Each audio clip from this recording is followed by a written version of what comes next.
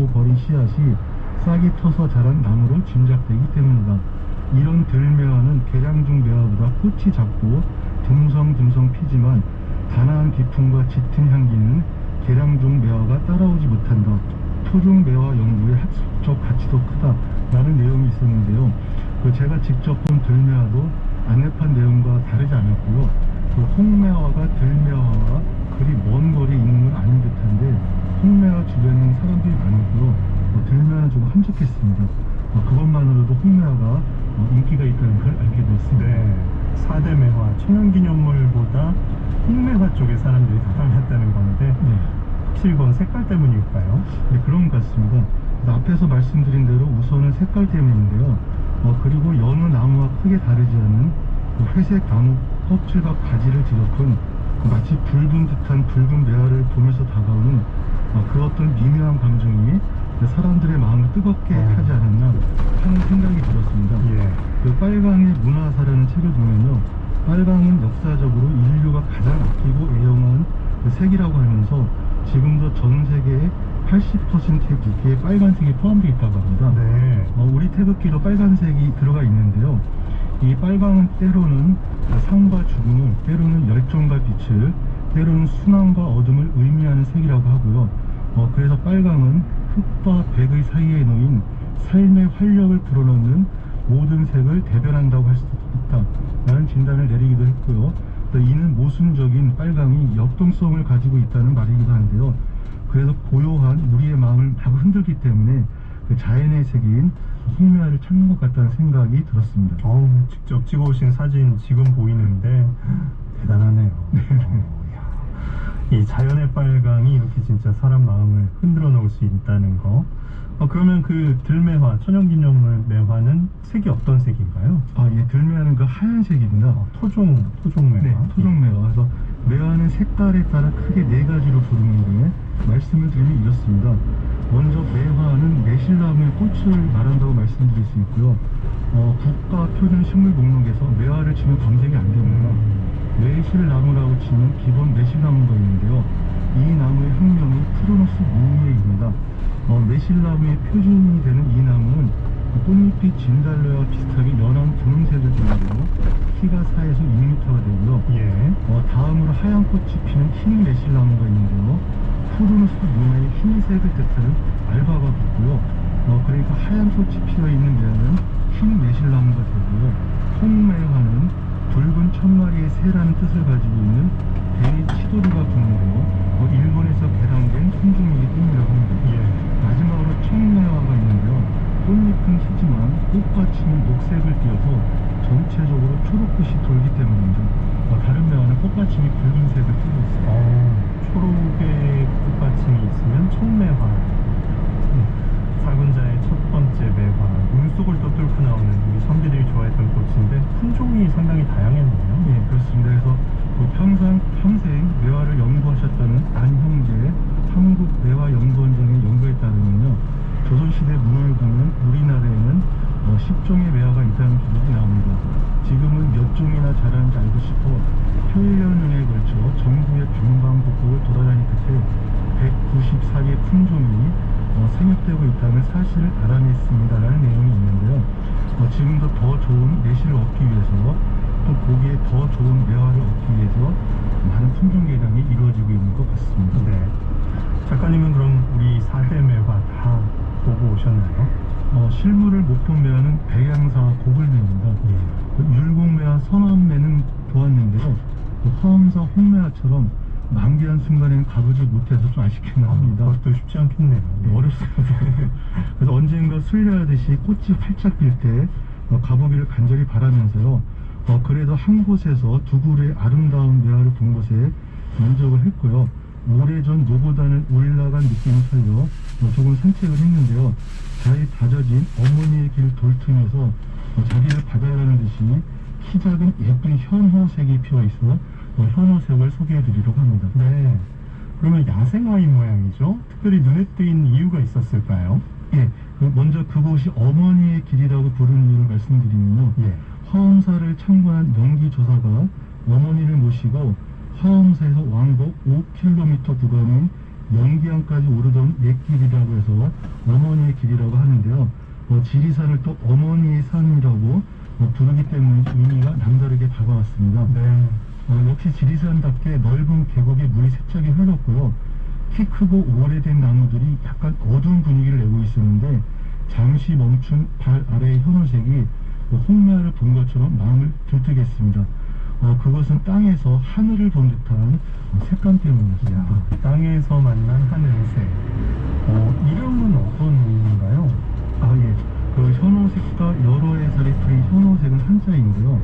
거물현에 드리워지고 찾을 색입니다.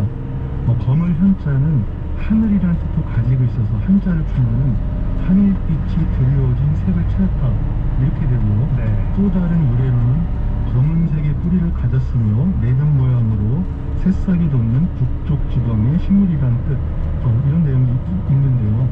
이 덩이줄기는 지름 1cm 정도이고 여기서 나온 줄기는 20cm 정도 자라는 현호색도 잎 모양에 따라 색깔에 따라 종류가 다양한데요. 전 세계적으로 300여 종이 있다고 합니다.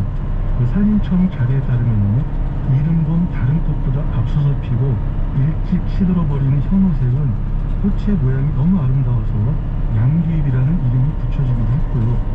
그러니까 자꾸 일찍 피어서 사람의 관심을 그리 끌지 못하지만 손가락 2마디쯤 길이로 옆으로 길게 뻗은 보랏빛 꽃은 한쪽 끝이 벌어진 입술처럼 위아래로 갈라져 벌어지고요. 진짜 입술이랑 꽃잎 2장 모두 가운데가 약간 펴 있습니다. 이 꽃이 약간 들리면서 반대쪽 끝으로 가면 아까와는 대조적으로 뭉툭하게 오므라져 있습니다. 네.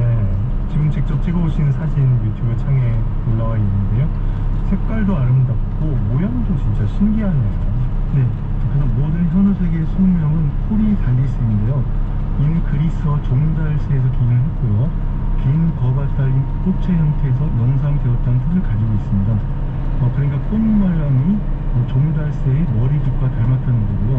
또 저는 꿀 주머니를 말하는데 이 현호색은 독성이 있어 한의사의 손에서는 약이 되지만 전문적인 지식이 없이 마구 사용하면 위험합니다. 네.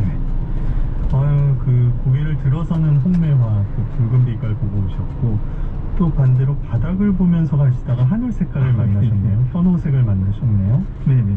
그래서 우리나라 4대 매화가 천연기념물이 되는데 힘을 쓰신 분이 안영재 한국매화연구원장이신데요. 매화가 좋은 점에 대해서 태객이황은 매환 불매향을 평생의 자유운명으로 삼았다. 이 말은 매화는 일생 추워도 향기를 팔지 않는다는 절의를 지닌 꽃이라는 뜻을 가지고 있는데요. 이분의 마음과 똑같이 안 원장님도 매화를 좋아한다고 하셨습니다. 이 빨강의 문화사를 또 보면요. 빨강은 의미심장한 자연의 신화다 이렇게 말을 하지만요. 빨강에서 보는 느낌은 시대와 문화와 사람에 따라 다르다고 합니다. 이는 하늘빛을 띤 현호색도 마찬가지일 텐데요. 네. 그래서 꽃을 가까이 하면 분명 좋은 향기를 내는 사람이 될 수 있지 않을까라는 생각을 거기서 하고 있습니다. 네. 숲으로 가는 길 숲해설가 김서정 작가와 함께했습니다. 고맙습니다. 네, 감사합니다. 오늘 아침 일라디오 함께하고 계십니다. 지금 시각은 6시 45분입니다.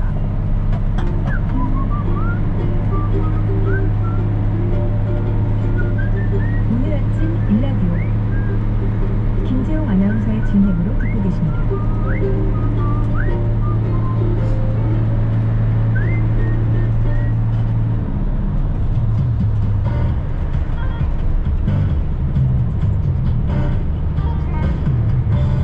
오늘 아침 뉴스 브리핑. 정상근 기자와 함께합니다. 안녕하십니까?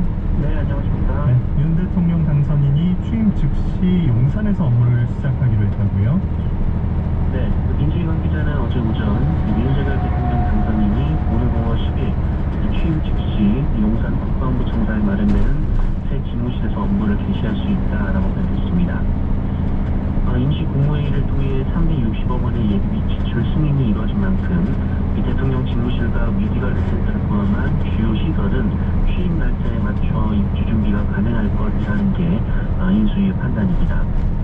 다만 한미연합훈련 일정이 다소 뒤로 밀리면서 이 대통령 집무실과 비서실, 기자실, 이 대변인실, 경호처 등 핵심 시설이 배치될 국방부 본관 1층에서 4층 이사가 다소 뒤로 미뤄진 상황입니다. 때문에